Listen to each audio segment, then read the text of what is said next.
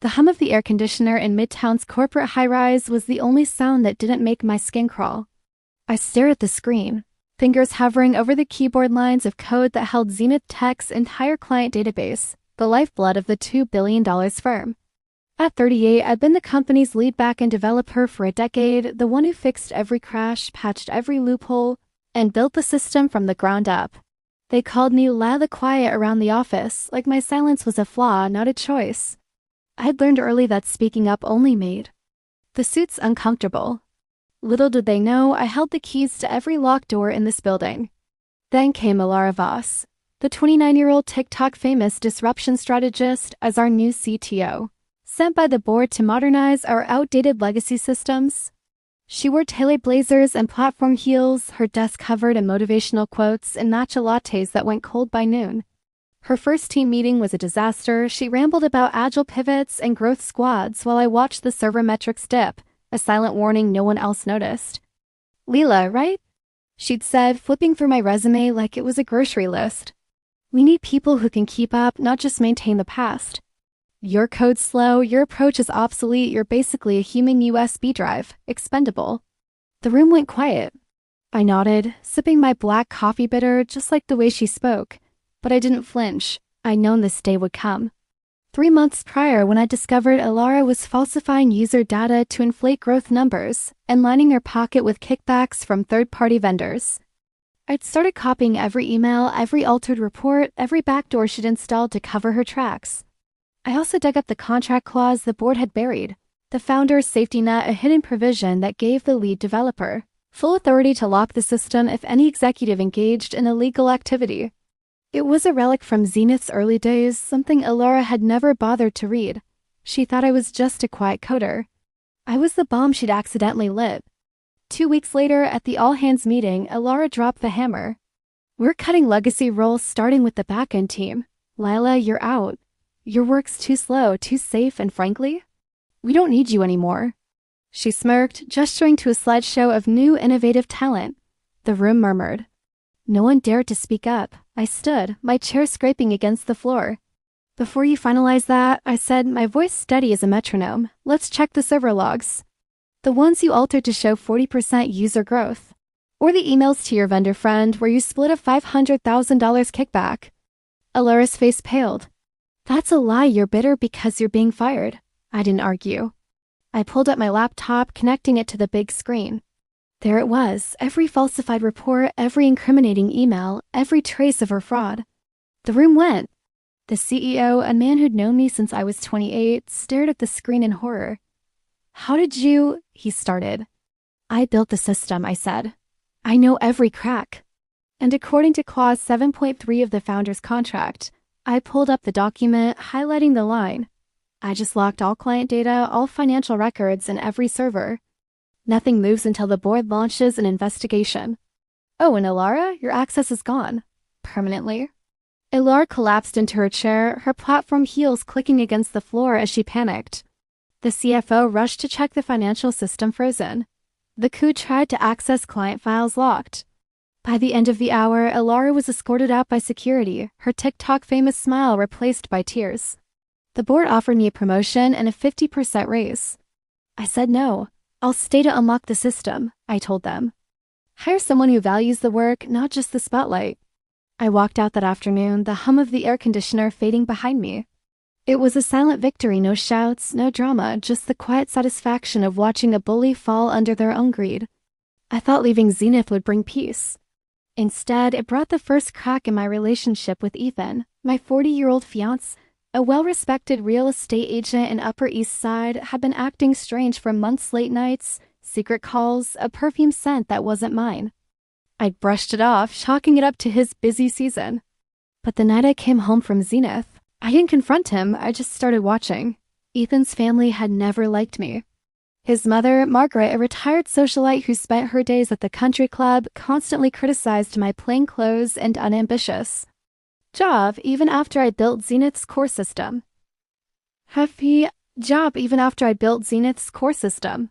His sister, Mia, a 35-year-old trust fund kid who'd never held a job, mocked me for working like a dog while Ethan supported me.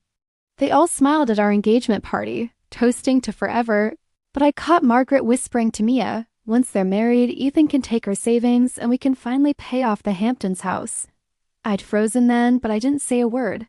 I'd already started a prenup airtight, including the $150,000 bonus from Zenith into a separate trust. I'd also installed a hidden recorder in our living room, just in case.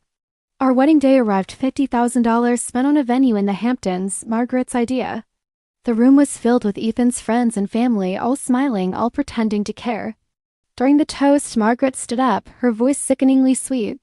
"Ethan, you've always been my pride and joy. And Lila, thank you for finally seeing how lucky you are to have him. He'll take care of you as long as you remember your place."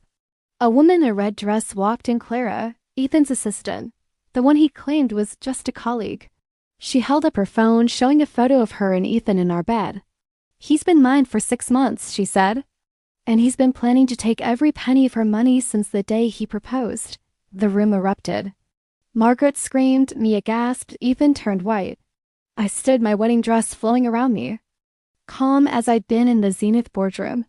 There it was, Ethan and Margaret plotting to steal my assets.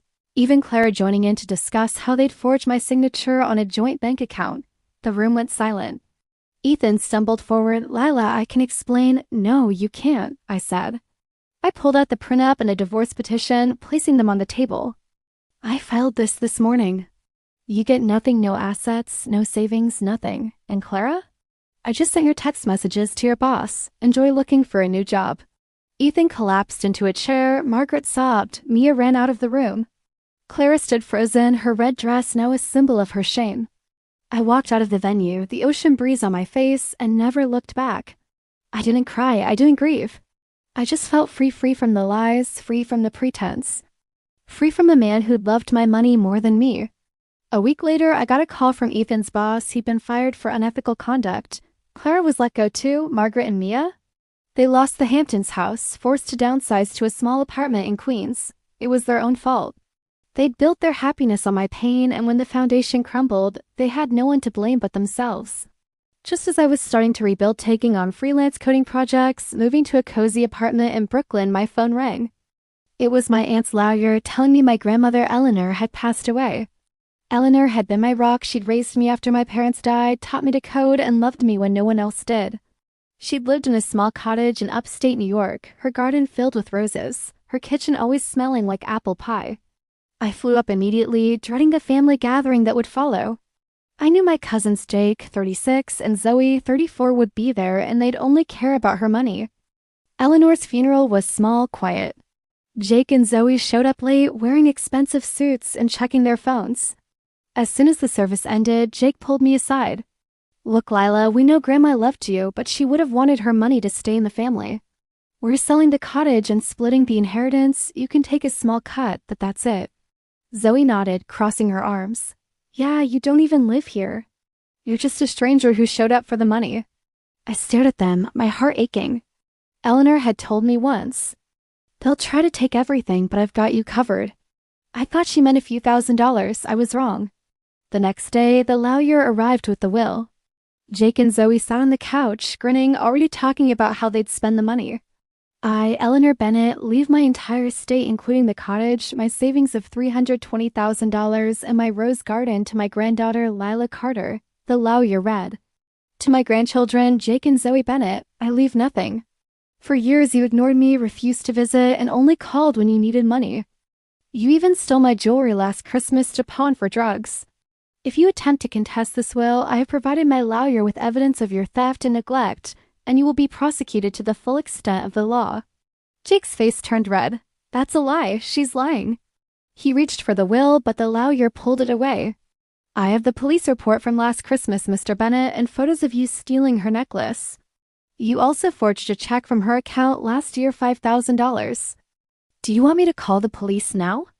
Jake froze. Zoe burst into tears. We're family, she screamed. Family doesn't steal, Zoe, I said, my voice soft but firm.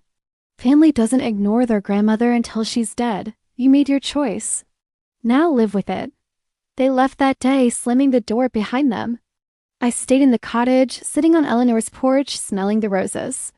She'd given me more than money. She'd given me the strength to stand up for myself, even when it hurt. I thought that would be the end of the drama. But a month later, my phone rang again. It was my uncle Richard Eleanor's brother, a 62-year-old mechanic who'd spent his life leeching off her. "Lila, I need $50,000, he said, his voice demanding. "Your grandma owed me that she borrowed money from me years ago and you need to pay it back. If you don't, I'll tell everyone you stole her inheritance. I'll ruin your reputation." I laughed. Eleanor had told me about Richard, how he'd begged her for money for years. How he'd never paid her back, how he'd even tried to steal her Social Security checks. She'd given me a folder of evidence, IOUs, bank statements, even a recording of him threatening her. I'd also found something else, a hidden plot Eleanor had never mentioned. Richard had been secretly selling her rose cuttings to a local nursery, pocketing the money for years. She'd known, but she'd never confronted him, not wanting to stir up trouble. I invited Richard to the cottage. He arrived, arrogant, demanding the money. "Where's my $50,000, Lila? Don't make me ask twice." I handed him the folder. "Here's every IOU you signed over $80,000 you owe Grandma. Here's the recording of you threatening her. And here's the nursery owner's statement you've been selling her rose cuttings for $100 each, making over $20,000 a year. You stole from her, Richard, just like Jake and Zoe." His face paled. "That's not. If you don't leave right now, I'll call the police. And I'll sue you for the money you stole. You'll lose your shop, your house, everything." He stumbled backward, muttering threats, but he left. I never heard from him again. 3 months later, I sold the cottage, keeping the rose cuttings to plant in my Brooklyn garden, and used the money to start my own coding firm. I hired women in tech who'd been overlooked, just like I had. I didn't need Zenith, didn't need Ethan, didn't need Jake or Zoe or Richard. I had me. I had Eleanor's roses, her apple pie recipe, her strength. One evening, I sat on my balcony watching the sunset, sipping black coffee.